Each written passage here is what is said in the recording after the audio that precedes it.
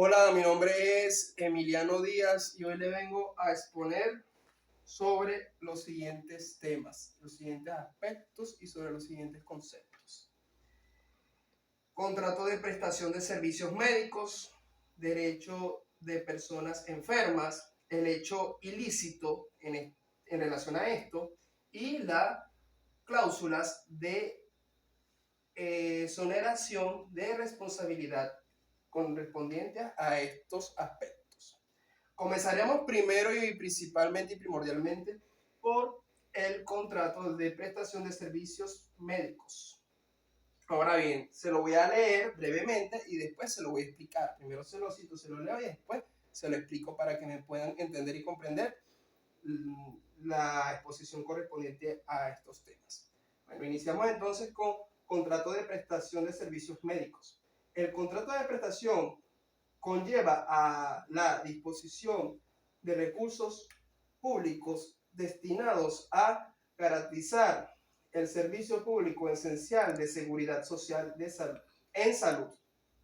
El contrato privado de atención médica es generalmente un acuerdo de voluntades consensual por el que un profesional de la medicina se obliga a brindar sus servicios médicos o de asistencia facultativa al cliente y éste se compromete a remunerarlos. Tenemos que se divide en dos. O sea, el contrato de prestación de servicios médicos se divide en dos. Tenemos los contratos de acción públicas y tenemos los contratos de acción privada. Entonces, en los contratos de acción pública, este contrato conlleva a la disposición de recursos públicos destinados a garantizar el servicio público esencial de seguridad social en salud. O sea, en los contratos públicos, ¿verdad? Correspondiente a los servicios médicos. El médico tiene la obligación de hacer cumplir todos estos servicios públicos para que pueda funcionar correctamente la salud en la sociedad. Es decir, obviamente él tiene su remuneración estipulada por el gobierno, pero aunque el paciente no le, o sea, obligatoriamente sin que el paciente le remunere o le dé nada, él tiene la plena obligación de cumplir con todos los servicios públicos y correspondiente a la salud de las personas y de los pacientes y de la sociedad en general y de las sociedades en general. Por eso es que existen los hospitales, ambulatorios, centro de salud. Ahora con el nuevo gobierno socialista recientemente, que ya tenemos 22 años con él, tenemos los barrios adentro, tenemos los CDI y tenemos otros centros de salud gratuitas para prevalecer esos servicios públicos de salud pública a los pacientes y personas y de la sociedad y de la sociedad en general. Y es de obligatorio cumplimiento, ¿verdad? Y es de obligatorio cumplimiento, ¿verdad? Que ellos tienen que cumplir ese deber de prestar sus servicios médicos a la sociedad para prevalecer la buena salud y la buena vida a las personas a las personas de la sociedad en general y de las sociedades en general y a todas las personas de la sociedad y de las sociedades en general. Eso es de suma importancia y es de suma obligación que ellos cumplan con esos deberes, porque es un derecho de las personas de tener ese principio, pues, que es la salud, ¿verdad? Y tener esa garantía de tener una buena salud y un buen servicio de salud en la sociedad y en las sociedades en general. Eso es algo obligatorio que tienen que cumplir los médicos hacia las personas y hacia nosotros a las personas, y es un derecho que tenemos todas las personas, es un derecho que tenemos todas las personas que tienen que cumplir todos los médicos hacia nosotros, todas las personas de toda la sociedad y de todas las sociedades en general. Válgase la redundancia. Vamos a pasar ahora con los contratos de acción privado, pues que también es de obligatorio cumplimiento, pero ya tienes que, o sea, el contrato privado, para dar la explicación de los contratos privados de los servicios médicos, es de obligatorio cumplimiento que los médicos tienen que cumplir con su deber correspondiente hacia los pacientes y hacia las personas que acuden a ellos, hacia los pacientes que están en las manos de aquellos médicos, pero en este caso el médico tiene que remunerarle a aquellos médicos, el paciente tiene que remunerarle a aquellos médicos que le está prestando ese servicio a aquellos pacientes y a aquellas personas. Tiene que remunerarle con un pago estipulado y establecido por el propio médico que está tratando a aquel paciente o la clínica que en este caso está atendiendo a aquel paciente o a aquellos pacientes. Y claro, es obligatorio tanto como el médico de atender al paciente una vez que le es cancelado el precio a pagar por la atención, como que también es obligatorio que el paciente tiene que cancelar previamente o como estipule el médico, ¿verdad? Para que pueda ser atendido y puedas gozar y tener los servicios de aquel médico. O sea, es algo de obligación mutua. O sea, tiene tanto la obligación el paciente, ¿verdad?, de pagarle al médico para poder gozar de los beneficios, ¿verdad?, y servicios del médico, y también tiene la obligación el médico de prestarle ese servicio a ese paciente, ¿verdad?, siempre y cuando se cumplan los acuerdos de ambas partes. Eso es algo, es como un contrato entre partes, pero no es un contrato escrito, sino un contrato verbal, o sea, es algo que se sabe, que está estipulado, que está establecido, que es algo que la gente comprende y las personas comprenden, pero no es algo que tú tienes que firmar ni escrito. Claro, si hay acuerdos escritos y si hay contratos escritos cuando ya se habla de que cuando hay cirugías, hay cosas así, los médicos ponen a firmar a los pacientes en caso de riesgo, en caso de esto, que a veces se pone excepto de responsabilidades, pero eso es otra cosa que vamos a hablar más adelante. Sin embargo, siempre va a existir la responsabilidad penal, civil y administrativa en aquellos médicos que incurran en malas praxis médicas y en malas prestaciones de su trabajo y de sus servicios, pues, que serían las malas praxis, las negligencias y todas esas malas acciones o omisiones que haga el médico correspondiente a su trabajo y a sus servicios y a su acción de médico y a sus acciones de persona en general. Pues, es algo que es así, pues, que va a tener cualquier tipo de sanción si llega a incurrir si llega a incurrir en eso y en esto, y si llega a incumplir en esto y en eso que le estoy diciendo en este momento y que lo estoy explicando en este momento.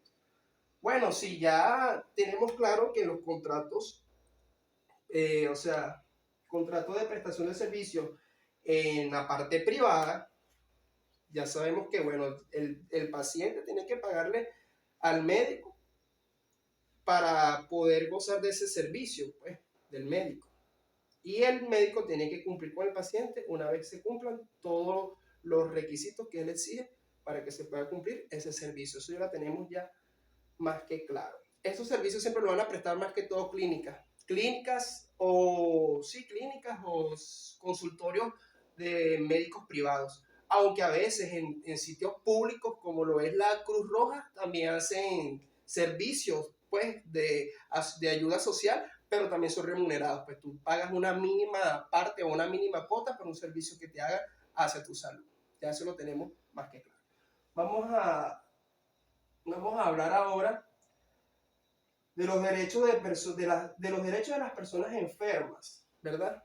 Vamos a hablar ahora sobre los derechos de las personas enfermas. Pero recordemos que los derechos de las personas enfermas, ¿verdad?, tienen derechos, claramente, y tienen que cumplirse a cabalidad. Pero así como tienen derechos, también tienen responsabilidades.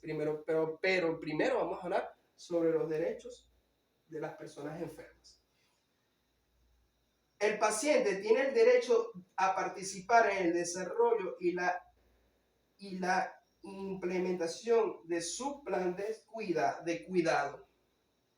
O sea, cuando una persona es hospitalizada, tiene el derecho a que se le diga y se le manifieste todo lo correspondiente a su salud en ese momento, su cuadro clínico, y que el médico le dé una explicación coherente que él pueda entender, de saber por qué, o sea, qué está padeciendo y por qué él está en esa circunstancia y en esa situación. Ese es un derecho fundamental. Siempre que una persona lo hospitalicen o o lo retengan o lo tengan en un centro médico, siempre lo van a dar esa explicación. Si la persona está muy grave y no tiene la cualidad de saber por la cual está en esa situación y en ese sitio, se lo harán saber a algún familiar cercano o a alguna persona llegada o a alguna persona cercana. Pero siempre se va a manifestar, siempre se va a saber eso, o sea, eso no va a ser un secreto, eso siempre el médico tiene que manifestarlo porque es un derecho del paciente fundamental de saber qué es lo que tiene en el momento. Cuando está hospitalizado, pues, o cuando está en un centro médico en general. Ajá. El paciente, el paciente o su representativo, como ya le dije, el paciente, que es la persona, o su representativo, sí. O sea, también se lo pueden decir al paciente si tiene la cualidad de saberlo y la capacidad de saberlo, como también se lo pueden decir tanto el paciente como las personas que están lidiando con el paciente para que también ayuden y colaboren con el paciente, que pueden ser los familiares, amigos o personas allegadas y cercanas a los pacientes, pues. Ajá. O su representativo, como se permite bajo la ley, tiene el derecho a hacer decisiones informadas acerca de su cuidado. Los derechos del paciente incluyen estar informado del estado de su salud, estar envueltos en el plan de su cuidado, tratamiento y tener la oportunidad de solicitar o negar el tratamiento. Este derecho no se debe de interpretar como un mecanismo de demanda, de proveer tratamientos y servicios inapropiados e innecesarios médicamente. Este derecho no se debe de interpretar como un mecanismo de demanda, de proveer tratamientos y servicios inapropiados e innecesarios medicamentos. O sea, aquí lo que les puedo explicar y lo que les puedo hacer entender es lo siguiente. Ya cuando una persona está hospitalizada, ¿verdad?, en algún centro médico, la persona tiene la capacidad de decidir, que es un derecho que él tiene y nadie se lo puede quitar, de decidir correspondiente a su estado de salud. O sea, si el médico le va a aplicar un tratamiento, él tiene que aceptar, o las personas que están ahí con él, bien sean familiares o personas allegadas, amigos o personas allegadas, ellos tienen que aceptar, tanto el paciente como los familiares y las personas allegadas, esos tratamientos que se le van a ser utilizados al paciente, así sea para su bienestar y sea para su salud. Si el paciente no acepta y no quiere aceptar esos medicamentos y esos tratamientos, no se le pueden colocar, ni se le puede imponer, ni poner. Igualmente las operaciones, intervenciones, cualquier acción médica, bien sea favorable para el paciente que se le vaya a hacer por una situación de enfermedad, el paciente, los familiares y las personas cercanas y allegadas a él tienen que aceptar todo eso y aprobar todo eso, porque si no, así sea para el bienestar y el bien del paciente, no se puede colocar bajo ningún derecho y bajo ninguna norma y bajo ningún parámetro, porque eso es obligatorio, ese derecho obligatorio que el paciente y las personas familiares allegadas a él, las personas allegadas a él y a ellos son los que tienen que decidir. Eso ya lo tenemos claro.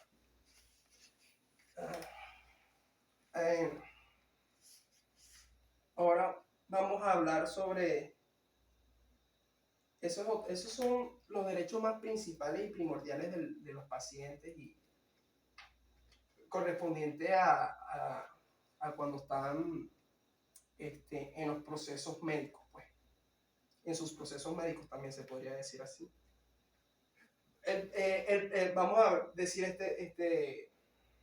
este conceptico brevemente para explicárselo. El paciente tiene el derecho a formular decisiones por adelantado y hacer que los empleados del hospital, así como los médicos que proveen su cuidado, obedezcan estas directivas. Bueno, sí, o sea, si por ejemplo una persona la van a operar, aquí podemos ver, en este caso podemos ver aquellos casos que el paciente también tiene la decisión de tomar las decisiones adelantadas antes de que, digamos, pierda la conciencia, por denominarlo así, que es cuando lo van a intervenir. O sea, cuando una persona lo van a intervenir y él decide, por ejemplo, una mujer que le van a hacer una cesárea y ella decide esterilizarse por completo, pero le van a hacer su cesárea y la van a dormir completa. Ella antes de que la esterilizara, ella decidió, previo contrato y previa conversación médica, ella y con el médico ya decidió esterilizarse, pues tomó esa decisión de esterilizarse y se le hizo saber el médico y cumplió todos los parámetros para eso. O sea, le sacan a su criatura, a su bebé, o sí, al bebé, y decide esterilizarse. Ella, cuando está en ese proceso, que está fuera de la conciencia, que está anestesiada, que está dormida, el médico tiene que cumplir con eso que ella ya le acordó, que ella ya le, como quien dice, le ordenó bajo ya previo acuerdo. Y es su deber, y es el deber del médico hacer prevalecer ese derecho que ya el paciente le había dicho y hecho saber, o sea, ya había decidido con anterioridad, que era esterilizarla. En ese caso, pues que ya el paciente lo había decidido previamente antes de esa acción médica. ¿Hemos entendido eso? Ah, el paciente tiene el derecho a notificar a un miembro de su familia o a su representante de haber sido admitido al hospital o a escoger